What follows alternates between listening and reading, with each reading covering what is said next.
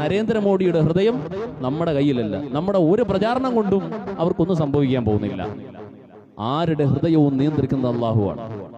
മുസ്ലിങ്ങൾക്കൊരു ധാരണ ഉണ്ടെന്നാണെന്നറിയോ, നമുക്കൊരു MP-യും ഒരു MLA-യും ഒരു ഭരണമൊക്കെ കിട്ടിക്കഴിഞ്ഞാൽ നമ്മുടെ പ്രശ്നമൊക്കെ അങ്ങ് മാറുമെന്ന്.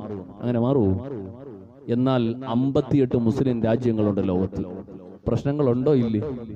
98 രാജ്യങ്ങൾ OIC-യിൽ തന്നെ മെമ്പർഷിപ്പ് ഉണ്ട്. ഈ രാജ്യങ്ങളിലെ മുസ്ലിങ്ങളുടെ ഹാലത്ത് എന്താണ്? ഇത്രയെങ്കിലും സ്വാതന്ത്ര്യം ഇല്ലാത്ത എത്രയോ രാജ്യങ്ങളുണ്ടെന്നറിയാം മുസ്ലിം രാജ്യങ്ങൾ. മുസ്ലിമീങ്ങളുടെ പ്രശ്നം മാറാൻ മുസ്ലിങ്ങൾക്ക് ഒരു അധികാരം ഉണ്ടായതുകൊണ്ടോ രാഷ്ട്രീയ ഗോതയിൽ മുസ്ലിങ്ങൾക്ക് സാന്നിധ്യം ഉണ്ടായതുകൊണ്ടോ ഇതുകൊണ്ടങ്ങ് പ്രശ്നം പരിഹരിക്കുമെന്ന് വിചാരിച്ചെങ്കിൽ അങ്ങനെയൊന്നും ഉണ്ടാവില്ല. സൗത്ത് ആഫ്രിക്ക എന്നൊരു രാജ്യമുണ്ട്. മുസ്ലിങ്ങളുടെ പ്രാതിനിധ്യം എത്രയാണെന്നറിയോ?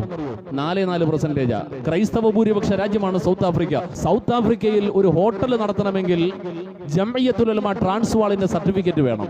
ഈ ജംഇയ്യത്തുൽ ഉലമയുടെ സർട്ടിഫിക്കറ്റ് ഉണ്ടെങ്കിൽ സൗത്ത് ആഫ്രിക്കയിലെ ഏത് മതസ്ഥനും ഹോട്ടൽ തുടങ്ങാൻ പറ്റുള്ളൂ. ഹലാൽ സർട്ടിഫിക്കറ്റ്. അത് ക്രിസ്ത്യാനി ആയാലും മുസ്ലിം ആയാലും യഹൂദി ആയാലും ആരായാലും സൗത്ത് ആഫ്രിക്കയിൽ ഹോട്ടൽ തുടങ്ങണമെങ്കിൽ ജംഇയ്യത്തുൽ ഉലമ ട്രാൻസ്വാളിന്റെ സർട്ടിഫിക്കറ്റ് വേണം. 4% വോട്ട് കിട്ടില്ല എന്ന് പേടിച്ചുകൊണ്ടാണോ സൗത്ത് ആഫ്രിക്കയുടെ ഗവൺമെന്റ് അങ്ങനെ ഒരു നിയമം കൊണ്ടുവന്നത്? 1% മുസ്ലിങ്ങളുള്ള രാജ്യങ്ങൾ, ആ രാജ്യത്ത് മുസ്ലിമീങ്ങൾ കിട്ടുന്ന പരിഗണന. ന്യൂസിലാൻഡ് എന്നൊരു രാജ്യത്ത് ഒരു കാപാലികൻ പരിശുദ്ധമായ വെള്ളിയാഴ്ച ദിവസത്തിൽ പള്ളിയുടെ ഉള്ളിലേക്ക് കയറിയിട്ട് 54 മനുഷ്യരെ തുരുതുരാ വെടിയുതിർത്ത് കൊന്നപ്പോ അവിടുത്തെ പ്രധാനമന്ത്രി തന്നെ ജനങ്ങൾക്ക് മുമ്പിലേക്ക് വന്നുകൊണ്ട് ഇസ്ലാമിന്റെ വേഷം ധരിച്ചുകൊണ്ട് അവർക്ക് ഐക്യദാർഢ്യം പ്രഖ്യാപിച്ചുകൊണ്ട് മുസ്ലിമീങ്ങൾക്കെതിരെയുള്ള എല്ലാ തിന്മകളെയും വഴിയടച്ചുകൊണ്ടുള്ള പല നടപടികളും സ്വീകരിക്കുമ്പോൾ മുസ്ലിം ജനത എവിടെയുള്ളത്? 0.7% ആണ്.